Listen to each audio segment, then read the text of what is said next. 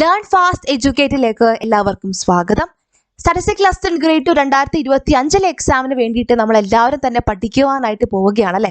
അതിൽ എല്ലാവർക്കുമുള്ള ഒരു സംശയമാണ്, ഏത് ജില്ലയിലേക്കാണ് നമ്മൾ അപേക്ഷിക്കേണ്ടത്, അല്ലെങ്കിൽ അപേക്ഷിച്ച് കഴിഞ്ഞവർക്ക് അറിയേണ്ട ചില കാര്യങ്ങളുണ്ട്. ആ ജില്ലയിലെ നിയമനം കിട്ടുവാനായിട്ടുള്ള സാധ്യതകൾ എത്രത്തോളമാണ്? ഈ ഒരൊറ്റ വീഡിയോയിൽ തന്നെ നമ്മൾ തൃശ്ശൂർ ജില്ലയിലെ സ്റ്റാറ്റിസ്റ്റിക്സ് ലെസൺ ഗ്രേഡ് 2 നിയമന സാധ്യതകൾ എത്രത്തോളമാണ് എന്നാണ് അനലൈസ് ചെയ്യുവാനായിട്ട് പോകുന്നത്. ശ്രദ്ധിക്കുക, ഇത് തൃശ്ശൂർ ജില്ലയിൽ അപ്ലൈ ചെയ്തവർക്ക് വേണ്ടി മാത്രമുള്ള വീഡിയോ അല്ല. അപ്ലൈ ചെയ്യാൻ പോകുന്നവർക്കും അപ്ലൈ ചെയ്യണോ വേണ്ടയോ എന്ന സംശയത്തിൽ നിൽക്കുന്നവർക്കും വേണ്ടിയുള്ള ഒരു വീഡിയോ ആണ്. ഇതുപോലെ തന്നെ കേരളത്തിലെ എല്ലാ ജില്ലകളുടെയും വീഡിയോ നമ്മുടെ യൂട്യൂബ് ചാനലിൽ അപ്ലോഡ് ചെയ്തിട്ടുണ്ട്. അതുപോലെ എല്ലാ ജില്ലകളുടെയും ജില്ലാ തലത്തിലുള്ള കമ്പാരിസൺ ആയിട്ടുള്ള ഒരു വീഡിയോയും അപ്ലോഡ് ചെയ്യുന്നതാണ് കേട്ടോ. അപ്പോൾ ഈ ഒരു വീഡിയോ നിങ്ങളുടെ തൃശ്ശൂരുള്ള എല്ലാ സുഹൃത്തുക്കൾക്കും ഷെയർ ചെയ്ത് കൊടുക്കുവാനായിട്ട് മറക്കരുത്. അപ്പോൾ നമുക്ക് തൃശ്ശൂർ ജില്ലയുടെ ഡീറ്റെയിൽസിലേക്ക് കടക്കാം. തൃശ്ശൂർ ജില്ലയിലെ കഴിഞ്ഞ പ്രാവശ്യത്തെ സ്റ്റാറ്റിസ്റ്റിക്സ് ലെസൺ ഗ്രേഡ് 2 പരീക്ഷ എത്ര പേരാണ് ആ ഒരു പരീക്ഷയ്ക്ക് വേണ്ടിയിട്ട് അപ്ലൈ ചെയ്തത്? അപ്ലൈ ചെയ്തവരുടെ എണ്ണം എന്ന് പറയുന്നത് 4357. ഇതിൽ കൺഫർമേഷൻ നൽകിയവരുടെ എണ്ണം എന്ന് പറയുന്നത് 2459 പേര് മാത്രമാണ്. അപ്പൊ 4357 പേര് എക്സാമിനോട് അപ്ലൈ ചെയ്തു. അതിൽ കൺഫർമേഷൻ നൽകിയത് വെറും 2459 പേര് മാത്രമാണ്. അപ്പൊ ഈ കൺഫർമേഷൻ നൽകുക എന്ന് പറയുമ്പോൾ ആദ്യമായിട്ട് PSC എക്സാം എഴുതുന്നവർക്ക് കൺഫ്യൂഷൻ ഉള്ള ഒരു കാര്യമാണ്.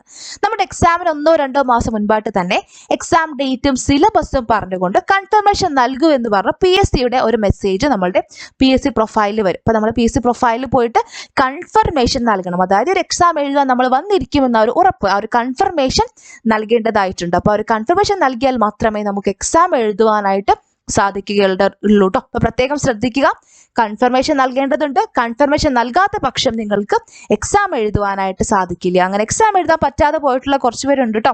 അപ്പോൾ അങ്ങനെയുള്ള അബദ്ധങ്ങളൊന്നും തന്നെ നിങ്ങൾക്ക് പറ്റരുത്. അപ്പോൾ എല്ലാവരും ഇടയ്ക്കിടയ്ക്ക് PSC പ്രൊഫൈൽ ചെക്ക് ചെയ്യുക. അതുപോലെ കൺഫർമേഷൻ നൽകുവാനായിട്ടുള്ള മെസ്സേജ് വരുമ്പോൾ തന്നെ അതുമായിട്ട് ബന്ധപ്പെട്ട കാര്യങ്ങളൊക്കെ നമ്മളുടെ യൂട്യൂബിലും അതുപോലെ ടെലഗ്രാം ഗ്രൂപ്പിലും എല്ലാം തന്നെ അറിയിക്കുന്നതായിരിക്കും കേട്ടോ. ഓക്കെ, അപ്പോൾ ഈ ഒരു കൺഫർമേഷൻ നൽകിയ 2459 പേരിൽ എല്ലാവർക്കും തന്നെ പരീക്ഷ എഴുതുവാനായിട്ട് വരാൻ സാധിക്കണമെന്നില്ല. പല കാരണങ്ങൾ പരീക്ഷ എഴുതാൻ പറ്റാതെ വന്നേക്കാം. അങ്ങനെ 2459 പേരിൽ വെറും 1636 പേര് മാത്രമാണ് തൃശ്ശൂർ ജില്ലയിൽ പരീക്ഷ എഴുതിയത്. നിങ്ങളൊന്ന് ആലോചിച്ച് നോക്കിക്കേ, ഇതുപോലെയുള്ള ഒരു PSC പരീക്ഷ നിങ്ങൾ എവിടെയെങ്കിലും കണ്ടിട്ടുണ്ടോ? ഒരു മത്സര പരീക്ഷയിൽ മത്സരിക്കുന്ന ഉദ്യോഗാർത്ഥികളുടെ എണ്ണം എന്ന് പറയുന്നത് വെറും 1636 പേര് മാത്രം. അപ്പോൾ കോമ്പറ്റീഷന്റെ കാര്യം നോക്കിയാൽ, അല്ലെങ്കിൽ എക്സാം എഴുതുന്ന എണ്ണം നോക്കിയാൽ ഇതുപോലെയുള്ള ഒരു പരീക്ഷ നിങ്ങൾക്ക് ഒരിക്കലും കാണുവാനായിട്ട് സാധിക്കുകയില്ല. നിങ്ങൾക്കറിയാം, നമ്മുടെ ജനറൽ PSC പരീക്ഷയ്ക്കൊക്കെ ലക്ഷക്കണക്കിന് ആളുകളാണ് പരീക്ഷയ്ക്ക് വേണ്ടിയിട്ട് അപ്ലൈ ചെയ്യുന്നതും പഠിക്കുന്നതും ഒക്കെ. ഈ ഒരു പരീക്ഷയ്ക്ക് ആകെ അപ്ലൈ ചെയ്തവരുടെ എണ്ണം വെറും 4357 പേര് മാത്രം. അതിൽ തന്നെ എക്സാം എഴുതിയവരുടെ എണ്ണം എന്ന് പറയുന്നത് 1636 ആണ്. അപ്പൊ ഇതിൽ എത്ര പേരാണ് മെയിൻ ലിസ്റ്റിൽ ഉൾപ്പെട്ടിട്ടുണ്ടായിരുന്നത്? 76 പേരാണ് തൃശ്ശൂർ ജില്ലയുടെ ആ ഒരു മെയിൻ ലിസ്റ്റിൽ ഉണ്ടായിരുന്നത്. അതിലെ ഹയസ്റ്റ് മാർക്ക് എന്ന് പറയുന്നത് 47.33 മാർക്കും ലോവസ്റ്റ് മാർക്ക്, മെയിൻ ലിസ്റ്റിൽ ലോവസ്റ്റ് മാർക്ക് അഥവാ കട്ട് ഓഫ് മാർക്ക് എന്ന് പറയുന്നത് 22.33 മാർക്ക്. നിങ്ങൾ ഓർക്കുക, 100 മാർക്കിന്റെ എക്സാം ആണ്. 100 മാർക്കിന്റെ എക്സാമിന്റെ കട്ട് ഓഫ് ആണ് വെറും 22.33 മാർക്ക്. ഇതുവരെ ഈ ഒരു തൃശ്ശൂർ ജില്ലയിൽ പോയ അഡ്വൈസുകളുടെ എണ്ണം എന്ന് പറയുന്നത് 45 ആണ്. അപ്പൊ 45 അഡ്വൈസുകളാണ് തൃശ്ശൂർ ജില്ലയിൽ ഇതുവരെ പോയിട്ടുള്ളത്. ഇനി തൃശ്ശൂർ ജില്ലയിലെ മെയിൻ ലിസ്റ്റിലേക്ക് നമുക്ക് കടക്കാം. ജനറൽ കാറ്റഗറിയിൽ നിന്നും മെയിൻ ലിസ്റ്റിൽ ഉണ്ടായിരുന്നത് 35 പേരാണ്. അത് 35 പേരാണ് ജനറൽ കാറ്റഗറി വിഭാഗത്തില് മെയിൻ ലിസ്റ്റിൽ ഉൾപ്പെട്ടിട്ടുണ്ടായിരുന്നത്. അതിൽ ഹയസ്റ്റ് മാർക്ക് എന്ന് പറയുന്നത് 47.33 മാർക്കും ലോവസ്റ്റ് മാർക്ക് എന്ന് പറയുന്നത്, അത് ജനറൽ കാറ്റഗറിയിൽ തന്നെ മെയിൻ ലിസ്റ്റിലെ ലോവസ്റ്റ് മാർക്ക് എന്ന് പറയുന്നത് 22.33 മാർക്ക് വരുന്നു. അതുപോലെ 77 ബിലവ് റിസർവേഷൻ ഉള്ളവരിൽ 26 പേരാണ് മെയിൻ ലിസ്റ്റിൽ ഉൾപ്പെട്ടിട്ടുണ്ടായിരുന്നത്. ആ ഒരു മെയിൻ ലിസ്റ്റിലെ 77 ബിലവ് റിസർവേഷൻ കാറ്റഗറിയിൽ ഉള്ളവരിൽ തന്നെ ഏറ്റവും ഹയസ്റ്റ് മാർക്ക് 36.67 മാർക്കും ലോവസ്റ്റ് മാർക്ക് 22.33 മാർക്കും. അതുപോലെ SC കാറ്റഗറിയിൽ ഒരാളാണ് മെയിൻ ലിസ്റ്റിൽ ഉണ്ടായിരുന്ന ആളുടെ മാർക്ക് എന്ന് പറയുന്നത് 24.33 മാർക്കാണ്. ST കാറ്റഗറിയിൽ ആരും തന്നെ മെയിൻ ലിസ്റ്റിൽ ഉണ്ടായിരുന്നില്ല. അതുപോലെ മുസ്ലിം റിസർവേഷൻ ഉള്ളവരിൽ 5 പേരാണ് മെയിൻ ലിസ്റ്റിൽ ഉൾപ്പെട്ടിട്ടുണ്ടായിരുന്നത്. അതിൽ ഹയസ്റ്റ് മാർക്ക് 30.33, ലോവസ്റ്റ് മാർക്ക് 22.33. അതുപോലെ LC കാറ്റഗറിയിൽ ആരും തന്നെ മെയിൻ ലിസ്റ്റിൽ ഉണ്ടായിരുന്നില്ല. അതുപോലെ OBC കാറ്റഗറിയിൽ, വിശ്വകർമ്മ കാറ്റഗറിയിലൊക്കെ എത്ര പേരാണ് ആ ഒരു വിഭാഗം, ആ ഒരു കാറ്റഗറി റിസർവേഷൻ ഉള്ളവർ എത്ര പേരാണ് ആ ഒരു മെയിൻ ലിസ്റ്റിൽ ഉൾപ്പെട്ടിട്ടുണ്ടായിരുന്നത്, അതിൽ തന്നെ ഹയസ്റ്റ് മാർക്ക് എത്രയാണ്, ലോവസ്റ്റ് മാർക്ക് എത്രയാണ്, നിങ്ങൾക്ക് ഈ ഒരു ടേബിളിൽ നോക്കിയാൽ മനസ്സിലാവും. അപ്പം നിങ്ങളുടെ റിസർവേഷൻ കാറ്റഗറി ഏതാണോ അതുമായിട്ട് ബന്ധപ്പെട്ട ആ ഒരു ഡാറ്റ നിങ്ങളൊന്ന് നോട്ട് ചെയ്ത് വെക്കുക. ഇനി സപ്ലിമെന്ററി ലിസ്റ്റിലേക്ക് കടന്നു കഴിഞ്ഞാൽ 77 ബില്യവർ റിസർവേഷൻ കാറ്റഗറിയുടെ സപ്ലിമെന്ററി ലിസ്റ്റിൽ എത്ര പേരായിരുന്നു ഉണ്ടായിരുന്നത്? 18 പേരാണ് ആ ഒരു സപ്ലിമെന്ററി ലിസ്റ്റിൽ ഉണ്ടായിരുന്നത്. അതിൽ തന്നെ റിട്ടേൺ എക്സാമിന്റെ മാർക്കിൽ ഹയസ്റ്റ് മാർക്ക് എന്ന് പറയുന്നത് 22 മാർക്കും ലോവസ്റ്റ് മാർക്ക് 20 മാർക്കുമായിരുന്നു. അപ്പൊ നമ്മുടെ കട്ട് ഓഫ് എന്ന് പറയുന്നത് 22.33 മാർക്കാണ്. അപ്പോൾ സ്വാഭാവികമായിട്ടും സപ്ലിമെന്ററി ലിസ്റ്റ് ഉള്ളത് ആ ഒരു കട്ട് ഓഫിനേക്കാളും താഴെ മാർക്കുള്ളവരായിരിക്കും അല്ലെ. അപ്പോൾ ഒരു സപ്ലിമെന്ററി ലിസ്റ്റിൽ 77 ബില്യവരുടെ ലിസ്റ്റിൽ 18 പേരുണ്ടായിരുന്നു. അതിൽ ഹയസ്റ്റ് മാർക്ക് ലോവസ്റ്റ് മാർക്ക് നോക്കുക കേട്ടോ. അതുപോലെ SC കാറ്റഗറിയുടെ സപ്ലിമെന്ററി ലിസ്റ്റിൽ 10 പേരായിരുന്നു ആ ലിസ്റ്റിൽ ഉണ്ടായിരുന്നത്. അതിലെ ഹയസ്റ്റ് മാർക്ക്, ആ ഒരു സപ്ലിമെന്ററി ലിസ്റ്റിലെ ഹയസ്റ്റ് മാർക്ക് 19.33 മാർക്കും ലോവസ്റ്റ് മാർക്ക് 15.33 മാർക്കുമാണ്. അപ്പൊ ബാക്കിയുള്ള എല്ലാ റിസർവേഷൻ കാറ്റഗറിയിൽ നിന്നും ആ സപ്ലിമെന്ററി ലിസ്റ്റിൽ എത്ര പേരുണ്ടായിരുന്നു, അതിൽ തന്നെ ആ ഒരു ലിസ്റ്റിലെ ഹയസ്റ്റ് മാർക്ക് എത്രയാണ്, ലോവസ്റ്റ് മാർക്ക് എത്രയാണ് എന്നിങ്ങനെയുള്ള ഡാറ്റ നിങ്ങൾക്ക് ഒരു ടേബിളിൽ നിന്ന് മനസ്സിലാവും കേട്ടോ. അപ്പൊ നിങ്ങളുടെ റിസർവേഷൻ കാറ്റഗറി ഏതാണോ അതുമായിട്ട് ബന്ധപ്പെട്ട കാര്യങ്ങൾക്ക് നിങ്ങളൊന്ന് നോട്ട് ചെയ്യുക. അതുപോലെ ഡിഫറൻറ്റ്ലി ഏബിൾഡ് കാറ്റഗറിയുടെ സപ്ലിമെന്ററി ലിസ്റ്റിൽ ലോ വിഷൻ കാറ്റഗറിയിൽ 3 പേരുണ്ടായിരുന്നു. ഹിയറിംഗ് ഇമ്പയർമെന്റ് കാറ്റഗറിയിൽ 2 പേരുണ്ടായിരുന്നു ആ ലിസ്റ്റിൽ. ലോക്കോമോട്ടർ ഡിസബിലിറ്റി ആൻഡ് സെർബറോപ്ലാസ്റ്റിയിൽ 3 പേരായിരുന്നു ആ ലിസ്റ്റിൽ ഉണ്ടായിരുന്നത്. അപ്പോൾ അവരുടെ ഹയസ്റ്റ് മാർക്ക് ലോവസ്റ്റ് മാർക്കൊക്കെ ഒരു ടേബിളിൽ കൊടുത്തിട്ടുണ്ട് കേട്ടോ. നിങ്ങൾക്കിത് നോക്കിയിട്ട് നോട്ട് ചെയ്യാം.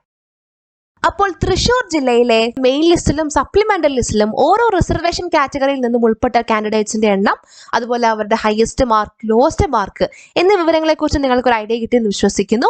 ഇനി നമ്മൾ നോക്കാനായിട്ട് പോകുന്നത് അഡ്വൈസ് ഡീറ്റെയിൽസ് ആണ്. അതായത് ഓരോ റിസർവേഷൻ കാറ്റഗറിയിൽ നിന്നും ഏറ്റവും അവസാനം അഡ്വൈസ് പോയ ആളുടെ റാങ്ക് എത്രയാണ്, അല്ലെങ്കിൽ ഏറ്റവും അവസാനം അഡ്വൈസ് പോയ ആളുടെ മാർക്ക് എത്രയാണ് എന്നീ കാര്യങ്ങളൊക്കെയാണ് കേട്ടോ. അതിലേക്ക് കടക്കുന്നതിന് മുൻപായിട്ട് സ്റ്റാറ്റിസ്റ്റിക്സ്, മാത്തമാറ്റിക്സ്, കൊമേഴ്സ്, എക്കണോമിക്സ് എന്നീ വിഷയങ്ങൾ പ്രധാന വിഷയമായി വരുന്ന കേരള PSC പരീക്ഷകൾ, അതായത് കഴിഞ്ഞ തവണത്തെ സ്റ്റാറ്റിസ്റ്റിക്കൽ അസിസ്റ്റന്റ് ഗ്രേഡ് 2 എക്സാം, അതുപോലെ 2024 ജൂണിൽ നടന്ന റിസർച്ച് അസിസ്റ്റന്റ് പരീക്ഷ, അതുപോലെ കഴിഞ്ഞ വർഷം നടന്ന റിസർച്ച് ഓഫീസർ പരീക്ഷ എന്നീ 3 പരീക്ഷകളിലും ലേൺ ഫാസ്റ്റ് എഡ്യൂക്കേറ്റ് നേടിയ നേട്ടങ്ങളെക്കുറിച്ച് കുറച്ച് നിമിഷങ്ങൾ.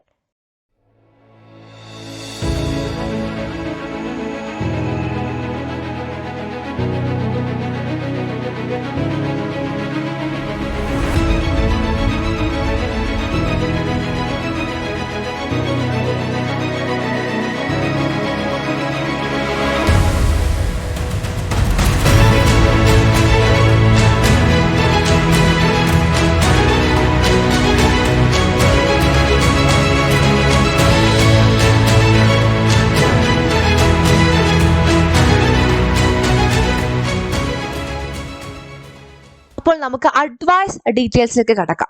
ഓപ്പൺ കോമ്പറ്റീഷൻ വിഭാഗത്തിൽ, അതായത് നമ്മളുടെ റിസർവേഷൻ കാറ്റഗറിയിൽ ഒന്നും തന്നെ കൺസിഡർ ചെയ്യാതെ മാർക്കിന്റെ അടിസ്ഥാനത്തിൽ അവസാനമായിട്ട് ആ ഒരു വിഭാഗത്തിൽ അഡ്വൈസ് പോയ ആളുടെ റാങ്ക് എന്ന് പറയുന്നത് 32 ആയിരുന്നു. 32ാമത്തെ റാങ്ക്, മെയിൻ ലിസ്റ്റിലെ 32ാമത്തെ റാങ്കുള്ള ആൾക്കാണ് ഓപ്പൺ കോമ്പറ്റീഷൻ വിഭാഗത്തിൽ നിന്ന് അവസാനമായിട്ട് അഡ്വൈസ് പോയത്. ആ അഡ്വൈസ് പോയ ആളുടെ മാർക്ക് എന്ന് പറയുന്നത് 25.33 മാർക്കാണ്. അതുപോലെ മെയിൻ ലിസ്റ്റിലെ 31ാമത്തെ റാങ്കുള്ള ആൾക്കാണ് 77 ബില്യവർ റിസർവേഷൻ, ആ ഒരു റിസർവേഷനുള്ള കാറ്റഗറിയിൽ നിന്നും അവസാനമായിട്ട് അഡ്വൈസ് പോയത്.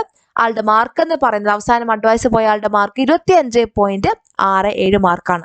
അതുപോലെ SC കാറ്റഗറിയിലെ സപ്ലിമെന്ററി ലിസ്റ്റിലെ ആദ്യത്തെ റാങ്കുള്ള ആൾക്കാണ് അവസാനമായിട്ട് ആ വിഭാഗത്തിൽ നിന്നും അഡ്വൈസ് പോയിട്ടുള്ളത്.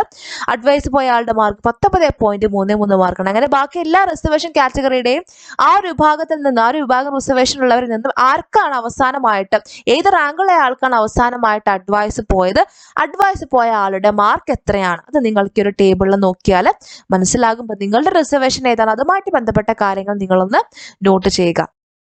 അതുപോലെ വിശ്വകർമ്മ കാറ്റഗറിയിൽ നിന്ന് അവസാനമായിട്ട് റാങ്ക് ലിസ്റ്റിൽ 32ാമത്തെ റാങ്കുള്ള ആൾക്കാണ് അഡ്വൈസ് പോയിട്ടുള്ളത്. അഡ്വൈസ് പോയ ആളുടെ മാർക്ക് എന്ന് പറയുന്നത് 25.33 മാർക്കാണ്.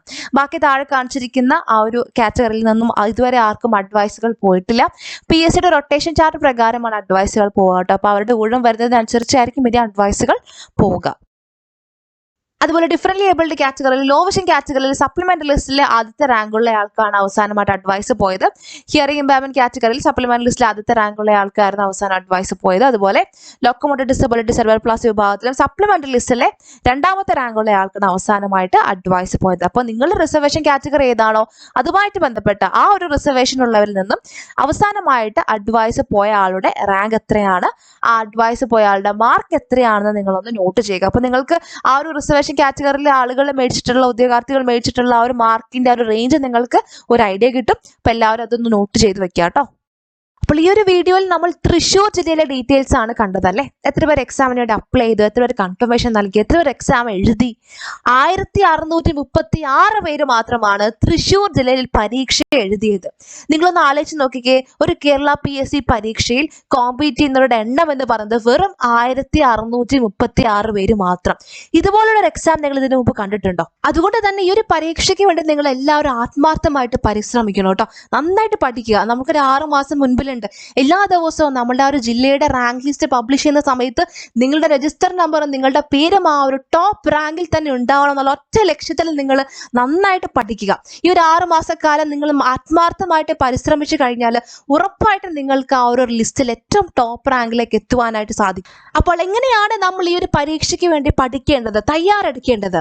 സബ്ജക്ട് ബേസ്ഡ് എക്സാമുകളിൽ, അതായത് പ്രത്യേകമായിട്ടും സ്റ്റാറ്റിസ്റ്റിക്സ്, മാത്തമാറ്റിക്സ്, കൊമേഴ്സ്, എക്കണോമിക്സ് എന്നീ വിഷയങ്ങൾ പ്രധാന വിഷയമായി വരുന്ന സബ്ജക്ട് ബേസ്ഡ് എക്സാമുകളിൽ PSC ചോദ്യങ്ങൾ ചോദിക്കുന്ന ഒരു രീതിയുണ്ട്.